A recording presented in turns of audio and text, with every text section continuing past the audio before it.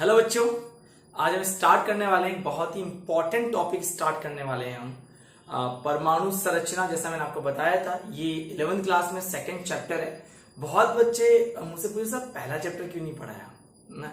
उसका रीजन तुम्हें समझ में आ जाएगा, मैंने क्यों नहीं पढ़ाया, क्या नहीं पढ़ाया। मेरे पढ़ाने का तरीका कुछ अलग है ना। आपका कॉन्सेप्ट अच्छे से क्लियर हो जाएगा, है ना। तो ये सब चीजें तुम छोड़ दो, सब पहला नहीं हुआ, सब तीसरा नहीं हुआ, सब चौथा नहीं हुआ, जैसे पढ़ा रहा हूं वैसे पढ़ लो। आपको क्या पता कि कौन सा पहले पढ़ना कौन सा बाद। ऐसा बुक में 1 नंबर दे रखा है इसलिए पहले पढ़ना है, ऐसा कुछ नहीं है। अपनी केमिस्ट्री कई पार्ट में डिवाइड की गई है, ठीक है। 3 पार्ट में डिवाइड होती है एक्चुअल में। एक होती है इनऑर्गेनिक केमिस्ट्री, अकार्बनिक रसायन। दूसरी होती है फिजिकल केमिस्ट्री, भौतिक रसायन। तीसरी होती है ऑर्गेनिक केमिस्ट्री, कार्बनिक रसायन। समझ में आ गई यहां तक बात सबको। तो इसके हिसाब से हम लोग पढ़ रहे हैं, ठीक है।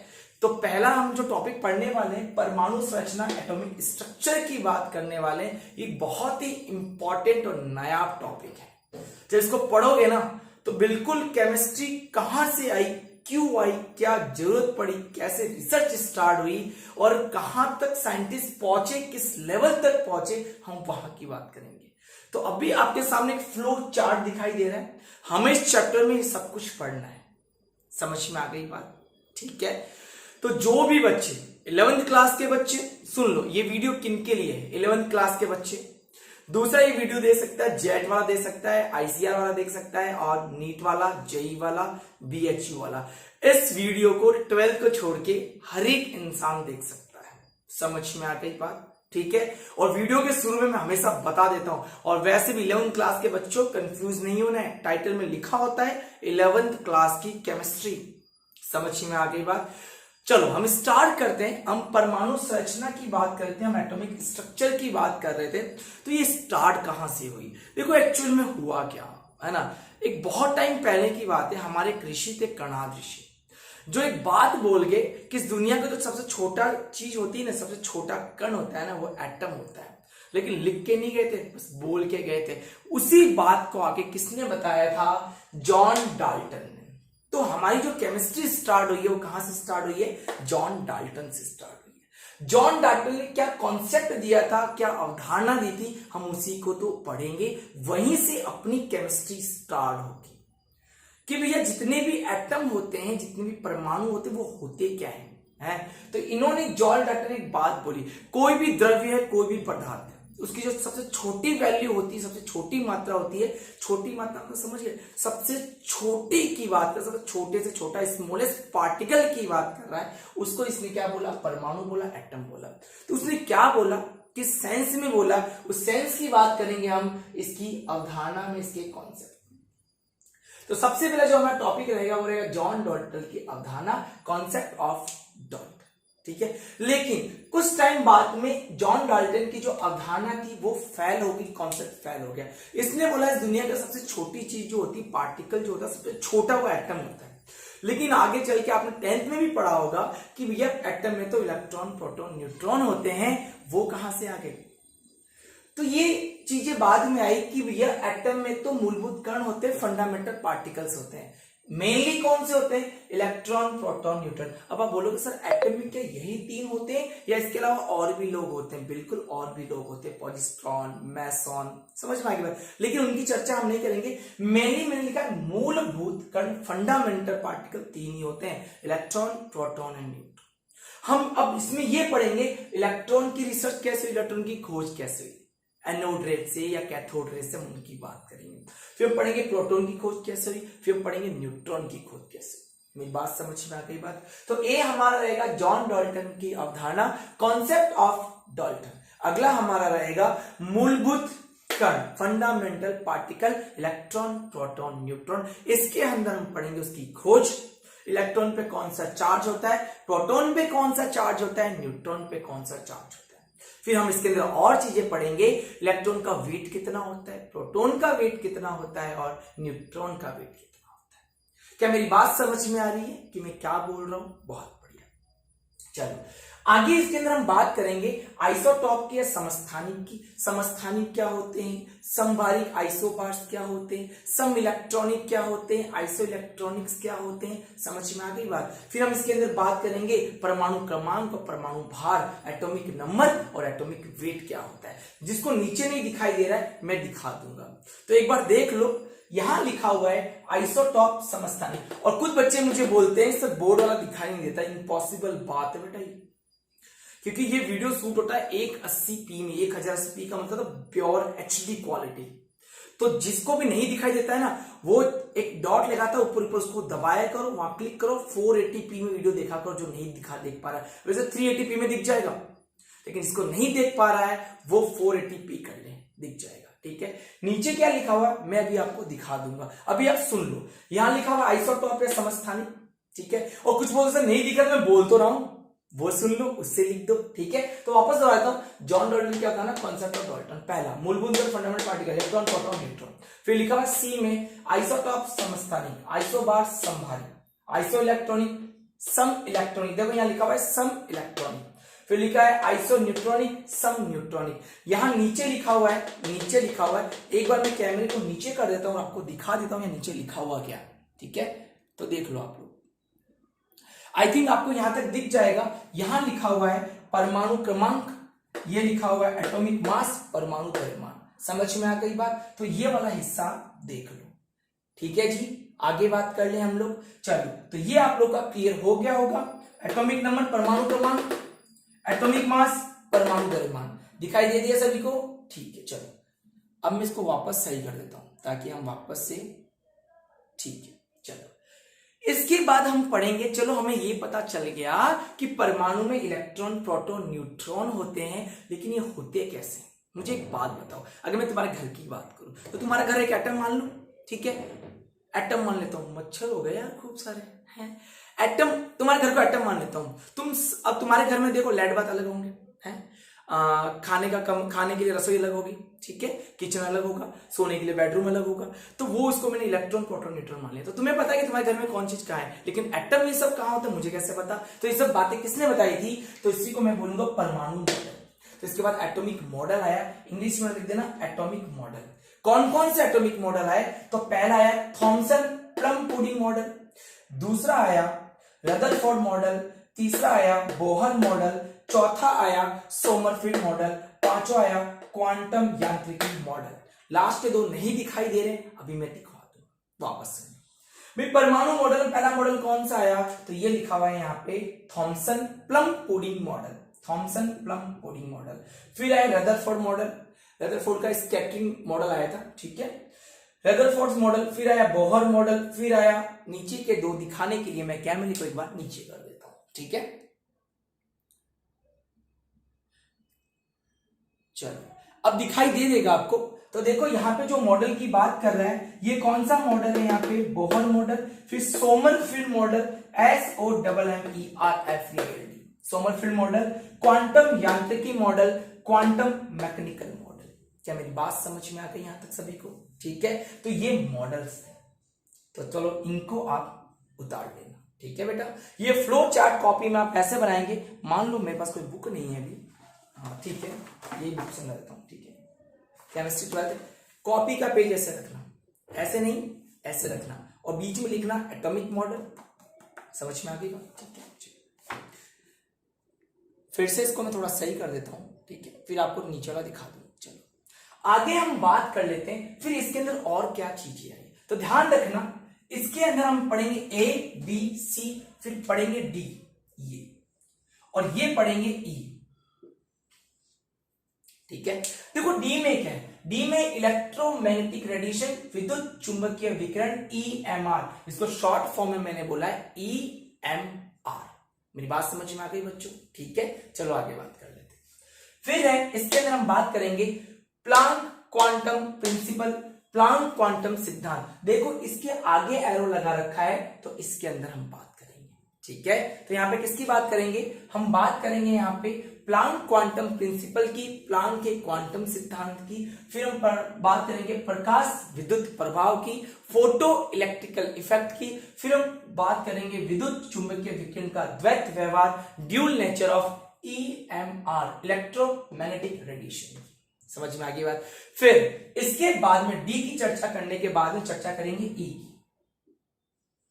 अच्छा, ई तो हो चुका है, यहां पे कर लूता है इसको एफ। देखो A B C D E और ये एफ। एफ में बात करेंगे परमाणु स्पेक्ट्रम की, एटॉमिक स्पेक्ट्रम की। समझ में आ गई बात। इसके बाद जो हम बात करेंगे बहुत ही इंपॉर्टेंट है, यहां से मेनली यहां तक तो जो हम पढ़ रहे थे ना एटॉमिक स्ट्रक्चर के बारे में, जब ये रूल आया ना, इस रूल ने सबका दिमाग खराब कर दिया। अब तक जितना पढ़ा था ना पानी फेर दिया था इसने।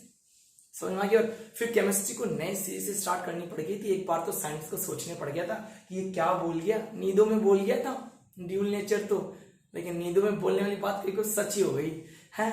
फिर देखो, फिर हम पढ़ेंगे ई एफ के बाद पढ़ेंगे जी, ड्यूल नेचर ऑफ मैटर, पदार्थ की द्वैत प्रकृति। इसके जी के बाद हम पढ़ेंगे एच। एच में हम पढ़ेंगे हाइजेन का अनिश्चितता का सिद्धांत। उसके बाद हम पढ़ेंगे इसमें कुछ टॉपिक। एच के बाद पढ़ेंगे हम एच के बाद हम पढ़ेंगे आई। आई में जो हम पढ़ने वाले हैं, इसके अंदर हम दो साथ में टॉपिक कवर कर लेंगे। एक पढ़ेंगे क्वांटम संख्या, ठीक है, एक पढ़ेंगे कक्षकों की आकृति। समझ में आ गई बात। तो यहां पे पढ़ेंगे हम क्वांटम नंबर और यहां हम पढ़ेंगे कक्षकों की आकृति, स्ट्रक्चर ऑफ ऑर्बिटल्स। समझ में आ गई बात। तो देखो, पहला आई में लिखा है क्वांटम संख्या, क्वांटम नंबर। दूसरा लिखा हुआ है कक्षकों की आकृति, स्ट्रक्चर ऑफ ऑर्बिटल। क्या मेरी बात क्लियर है? आई के बाद में इसके अंदर दो पढ़ने के बाद में आई के बाद पढ़ेंगे जी, ठीक है। अब थोड़ा कैमरा में डाउन कर देता हूं ताकि थोड़ा सा अच्छे से दिखाई दे।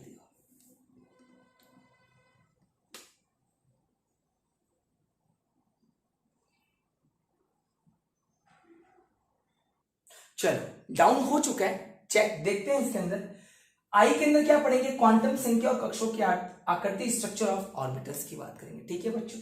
फिर हम बात करेंगे जे में इलेक्ट्रॉनिक विन्यास, इलेक्ट्रॉनिक कॉन्फ़िगरेशन। जे के बाद आई जे के में सबसे इंपॉर्टेंट है, सबसे इंपॉर्टेंट रूल्स की बात करेंगे कि इलेक्ट्रॉन को कैसे भरा जाता है, इलेक्ट्रॉन की फिलिंग कैसे की जाती है, फिर हम उसकी बात करेंगे। इसमें कुछ रूल्स पढ़ेंगे, तो आप लिखो इसके अंदर। पहला rules of filling of electron, electron भरने के नियम। पहला है ऑफ बाउ। ऑफ बाउ को मैं यहां लिख देता हूं, देखो ऑफ बाउ ऐसे लिखा हुआ है, AFF ऑफ बाउ, BAUS ऑफ बाउ। हिंदी मीडियम दिख रहा है, ऑफ बाउ रूल दिखाई दे रहा है, ठीक है। ऑफ बाउ यहां बी कर लेना। समझ में आ गई बात। तो ऑफ बाउ रूल पढ़ेंगे। अगला पढ़ेंगे पाउली अपवर्जन का सिद्धांत, पाउली एक्सक्लूजन प्रिंसिपल, और आखिरी पढ़ेंगे हुंड नियम, हुंड्स रूल। चौथा लिख लो N+L रूल। चौथा क्या लिखोगे? N+L rule. तो चार यहां पर हो गए। कौन कौन से हो गए? पहला है ऑफ बाउ रूल, पाउली अपवर्जन, पाउली एक्सक्लूजन प्रिंसिपल, और इसके अंदर जो आखिरी है वो है हुंड नियम, हुंड्स रूल, N+L। समझ में आ गई बात। चलो अब आप पूरा अच्छे से उतार सकते हो, ठीक है। उतार लोगे सभी लोग आराम से। तो सभी लोग अच्छे से इस चीज को नोट कर लो। चलो,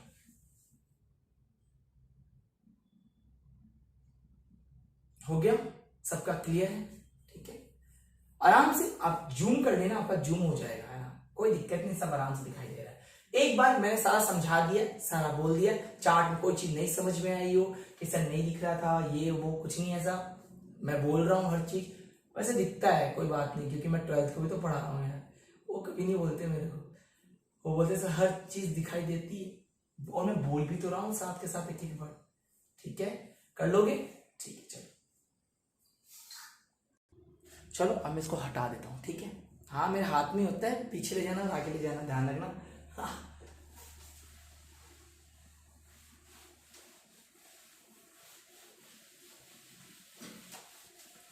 चलो, तो अच्छे से इस चीज को रिवाइज करना, अच्छे से पढ़ना, ठीक है। बहुत आसान सी चीज है, थोड़ा सा इंट्रोडक्शन पार्ट है, फिर वीडियो की लेंथ बढ़ जाएगी।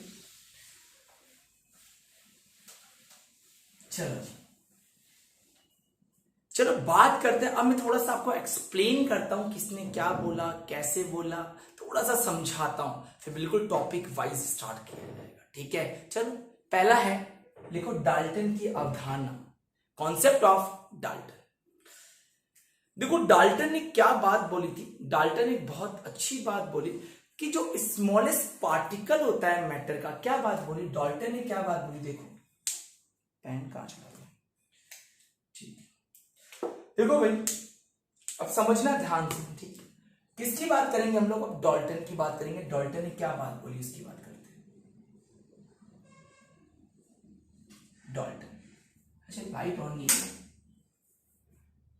वाह अब भाई उजाला है, अब तो अंधेरे में पड़ रहे थे। डाल्टन ने क्या बात बोली, देखो डाल्टन ने कई बातें बताई। पहली बात बोली स्मॉलेस्ट पार्टिकल, स्मॉलेस्ट पार्टिकल, सूक्ष्मतम कण,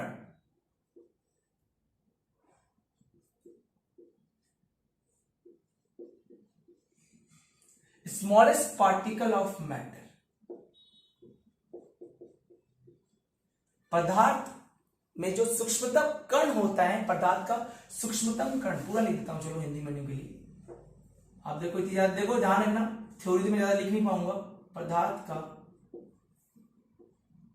सूक्ष्मतम कण, और जैसे मैं लिखूं वैसे ही लिखना है। वो क्या होता है, परमाणु। क्या होता है वो, एटम। ये बात किसने बताई थी, डाल्टन ने बताई थी कि जो भी एटम होता है वो किसी भी मैटर का, किसी भी द्रव्य का, ये देखो यहां पे पदार्थ लिखा हुआ मिलेगा, द्रव्य मिलेगा, ये द्रव नहीं है, द्रव्य, द्रव्य का मतलब होता है मैटर। समझ में आ गई बात। तो पदार्थ की वह सूक्ष्म मात्रा जिसे तोड़ा नहीं जा सकता हो, जिसे अविभाज्य नहीं किया जा सकता हो, जिसे काटा नहीं जा सकता हो, जिसे ब्रेक नहीं किया जा सकता है, वही क्या कहलाता है, मेरा एटम कहलाता है। क्या मेरी बात सबको यहां तक क्लियर हो चुकी है, ठीक है। लेकिन इसकी यह थ्योरी फेल हो गई, क्योंकि हम जानते हैं परमाणु में और भी कई फंडामेंटल पार्टिकल होते हैं। तो मैंने बोला एटम में कई फंडामेंटल पार्टिकल्स होते हैं, ठीक है, कुछ मूलभूत कण होते हैं जिन्हें हमने क्या बोला था, याद करो, इलेक्ट्रॉन, शॉर्ट में लिखूंगा ऐसे और ऐसे, ठीक है। और कौन होता है, प्रोटॉन, दैट इज प्रोटॉन। और कौन होता है, न्यूट्रॉन।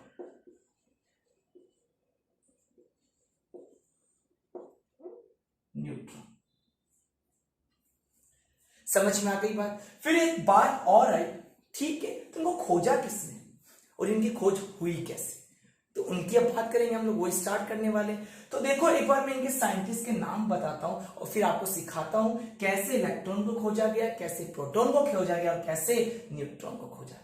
समझ में आ गई बात, क्या मेरी बात यहां तक क्लियर है, ठीक है। चलो तो देखो इलेक्ट्रॉन की खोज, प्रोटॉन की खोज और न्यूट्रॉन की खोज याद करने के लिए आपको ट्रिक की जरूरत है। ट्रिक को अभी समझाता हूं, एक बार इसको नोट कर लो, ठीक है जी। चलो फिर मैं मिटा देता हूं।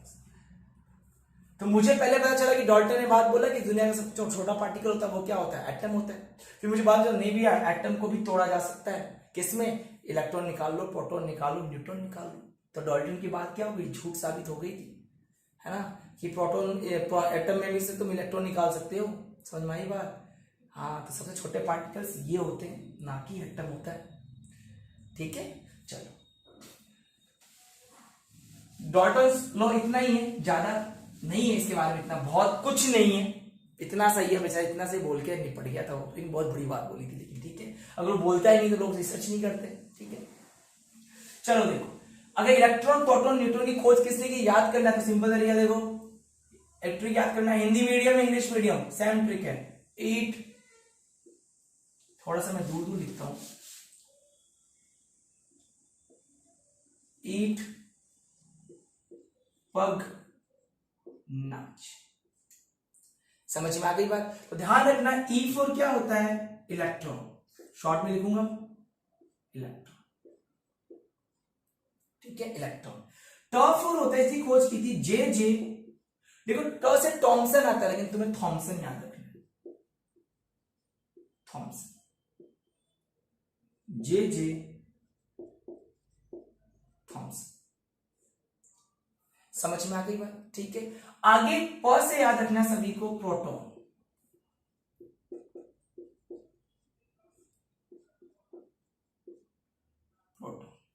और प्रोटॉन की खोज की थी, ध्यान रखना, गोल्डस्टीन। ग फॉर क्या याद रखोगे?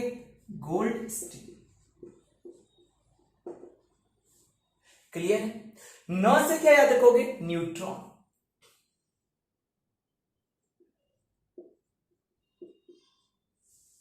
ये रहा न्यूट्रॉन। और च से क्या याद रखोगे? James Chadwick.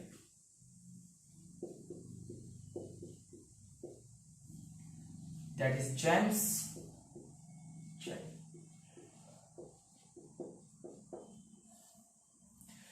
क्लियर है यहां तक बात?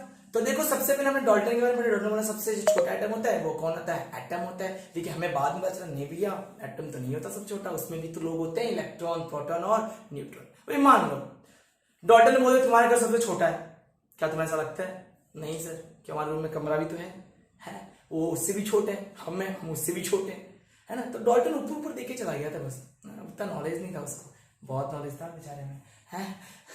तो देखो यहाँ पे ई से इलेक्ट्रॉन, ट से थॉमसन, प से प्रोटॉन, ग से गोल्डस्टीन, न से न्यूट्रॉन, च से जेम्स चैडविक। क्लियर है? ठीक है। फिर तुम्हें पते की बात बताता हूं, है ना। चलो पढ़ो, उतार लो इसको, नोट कर लो सब।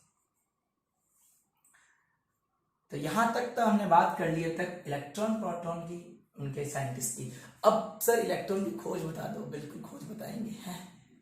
पहला वीडियो हमेशा छोटा बनाता हूं ताकि तुम पहली बार पढ़ोगे, एक दो बार देखना इस वीडियो को। जो चार्ट बनाया उस चार्ट को एक दो बार लिखना, चार्ट को छोड़ मत देना, चार्ट के पॉइंट्स याद करना कि अपने चैप्टर में है क्या, उस चैप्टर में जो चीज है उसको तो याद रखो।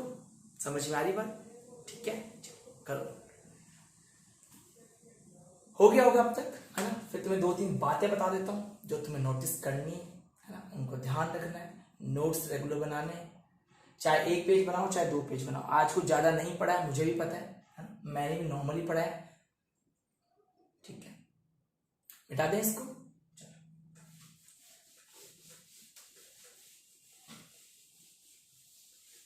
चलो जी। और सभी बच्चों के लिए एक चीज बता देता हूं मैं आपको, है ना। देखो बेटा, आप लोग रेगुलर 4 या 5 घंटे फोन चलाते हो, है ना। आज से बहुत टाइम पहले मैं बच्चों को मना कर देता, भाई फोन नहीं चलाना, गंदी बात होती है। पर अब पढ़ने के लिए मजबूरी है कि हमें फोन चलाना है, लेकिन उससे अगर हमें बचना भी है। कैसे बचना है सर, आप क्या कहना चाहते हो? मैं कहना ये चाहता हूँ बच्चों की मुझे तुम्हारी आंखों की फिक्र है, सच में फिक्र है। मैं हमेशा अपने बच्चों की बहुत फिक्र करता हूँ। जो बच्चे मुझसे पढ़ के गए हैं, जो मुझे जानते हैं, बिल्कुल मैं एक एक बच्चे की फिक्र करता हूँ, हमेशा करता हूँ, क्योंकि मेरी आदत है, ये मेरा जॉब है और मुझे करना भी चाहिए। देखो जैसे तुम वीडियो एक देख रहे थे उसको खत्म कर लेते हो, उसके बाद ठंडे पानी से अपनी आंखों को जरूर धोया करो। कि सर ऐसा क्यों? ऐसा इसलिए क्योंकि फोन में कुछ रेज होती है जो अपनी आंखों को नुकसान पहुंचाती है। तो हमारा एक ही काम है, हमने वीडियो बनाया, आपने उसको देखा, देखने के बाद में जैसे ही वीडियो खत्म होता है ठंडे पानी से आंखों को प्लीज धोएं। क्या मेरी बात समझ में आ गई बात? तो इन बातों का आपको ध्यान रखना है, बिल्कुल जो बात नैन सर ने बोली है बिल्कुल बात करना है, और प्रॉमिस करता हूं एक दिन तुम्हारा फेवरेट बन जाऊंगा। समझ में आ गई बात? और नीट जेई वाले बच्चे जो भी तैयारी कर रहे हैं, बिल्कुल वो यही से पढ़ना स्टार्ट कर देंगे मेरे साथ ही। साथ के साथ न्यूमेरिकल सॉल्व कराऊंगा, साथ के साथ सब कुछ चलेगा।